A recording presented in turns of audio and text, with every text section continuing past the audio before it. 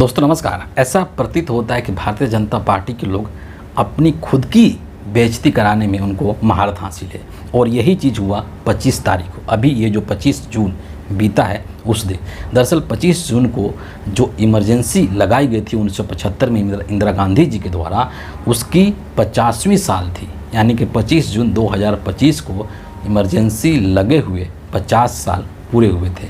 और इस मौके पर भारतीय जनता पार्टी के अंदर ऊपर से लेकर के और नीचे तक के जितने भी लोग हैं, चाहे वो प्रधानमंत्री नरेंद्र मोदी हो, अमित शाह हो, राजनाथ सिंह हो, जेपी नड्डा हो, जितने नाम आप गिना लीजिए, चाहे कि ब्लॉक स्तर का मामूली सा नेता ही क्यों नहीं हो, चाहे गोदी मीडिया के जो दलाल पत्रकार ही क्यों नहीं हो, चाहे भाजपा के नरेंद्र मोदी के अंधभक्त ही क्यों नहीं हो, सब के सब लोग एक सुर से 25 जून 2025 को सुबह से लेकर के रात तक सिर्फ और सिर्फ इमरजेंसी का रट लगाए हुए थे।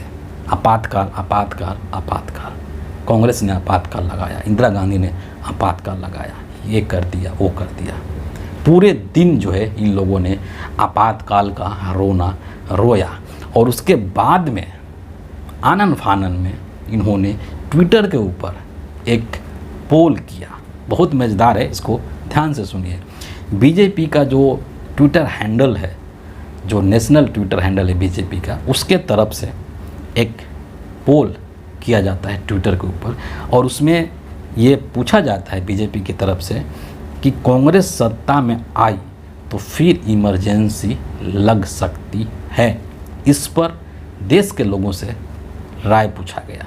इसमें हैशटैग भी लगाया गया है, हैशटैग संविधान हत्या दिवस। ठीक है, तो इस पोल के अंदर मैं आपको बताना चाहता हूं कि टोटल जो है वो 47,244 लोगों ने हिस्सा लिया। 47,244 लोगों ने इस पोल में हिस्सा लिया और इसमें से जो 76% लोग हैं, 76% लोग, सोचिए, उन्होंने ये कहा कि ये जो है वो गलत है।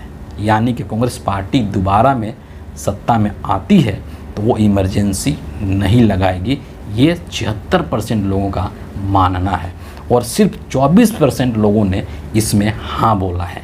यानी कि सिर्फ 24% लोग ये मानते हैं कि कांग्रेस अगर दोबारा सत्ता में आती है तो इमरजेंसी लगा सकती है। और मैं यकीन के साथ कह सकता हूँ कि ये जो 24% लोग हैं ये बीजेपी के IT सेल के ही लोग हैं।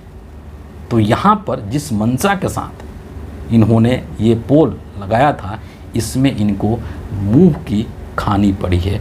और इसीलिए इस बात को लेकर के कांग्रेस पार्टी के नेता पवन खेड़ा ने चुटकी ले लिया, मज़ा ले लिया और उन्होंने इनके इस ट्वीट को रीट्वीट करते हुए एक लाइन लिखी है, बहुत ही मज़ेदार है।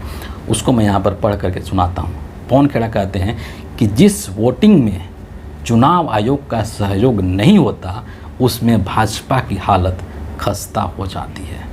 अपने आप में एक बहुत बड़ा व्यंग जो है पवन खेड़ा ने न सिर्फ बीजेपी के ऊपर किया है बल्कि हिंदुस्तान का जो चुनाव आयोग है उसके ऊपर भी किया है।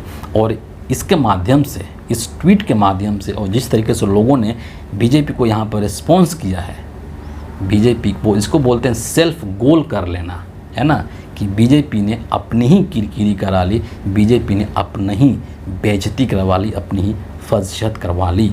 और इमरजेंसी को लेकर के जिस तरीके से ढिंढोरा पीटा जा रहा है, ये जो दरअसल नरेंद्र मोदी की जो शासनकाल है 2014 से लेकर के अभी तक, उसकी असफलता को ढकने के लिए, उस पर पर्दा डालने के लिए 50 साल पुरानी घटना को ये लोग जानबूझ करके उसको जनता के सामने लाने की कोशिश कर रहे हैं। जबकि जो इमरजेंसी लगाई गई थी, मैं फिर से एक बार दोहराना चाहता हूं, हालांकि इस चीज़ को लेकर के मैंने एक डिटेल वीडियो अभी चैनल पर अपने पब्लिश किया, आप चाहें तो जा करके देख सकते हैं।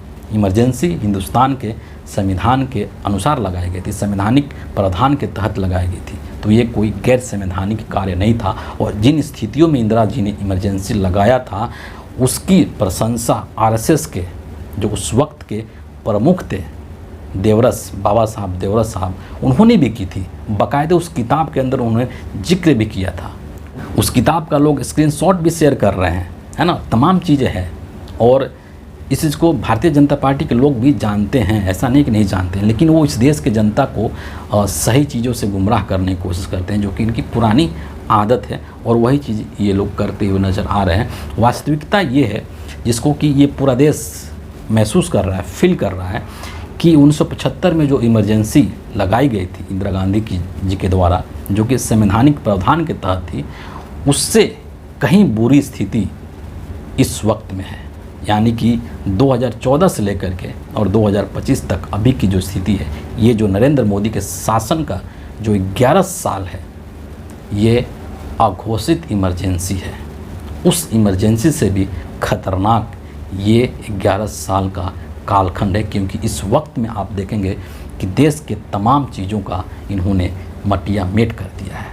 चाहे डेमोक्रेसी के अंदर जो मीडिया होता है उसकी भूमिका को देख लीजिए, जो संस्थाएं हैं उसकी भूमिका को देख लीजिए, तमाम जो चीज़ें, जिस तरीके से चुनाव आयोग को अपनी मुट्ठी में कैद करके रखा हुआ है, जिस तरीके से सोशल एक्टिविस्टों को जेल में डाला जाता है, उनके ऊपर देशद्रोह का मुकदमा लगाया जाता है, ये तमाम चीज़ें इस देश के लोग इस वक्त में देख रहे हैं। और इसीलिए ये जो कहा जाता है कि ये जो 11 साल का वक्त है, ये एक अघोषित आपातकाल है, तो इसमें कोई भी अतिशयोक्ति नहीं है, इसमें आपको आश्चर्य नहीं होना चाहिए।